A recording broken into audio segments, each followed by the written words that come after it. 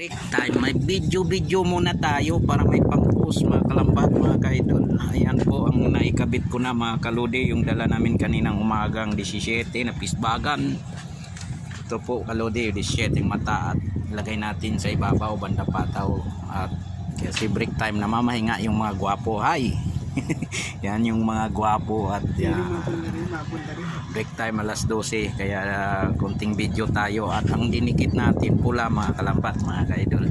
Yan po yung pula na magaspang kasunod ng 17 mata. Yan po yung dinikit natin kasi para po dudugtong natin ng 17 matang dala natin na sobra, dudugtungan pa natin kasi ito tatanggalin natin to mga kaidol mga kalambat.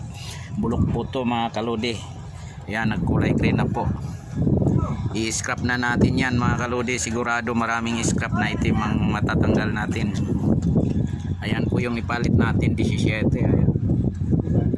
Yan lang po. Maraming salamat. God bless. Huwag kalimutan mag-share, like, comment. I-follow nyo rin ako para updated kayo sa laging vlog ko. Bye. Ingat.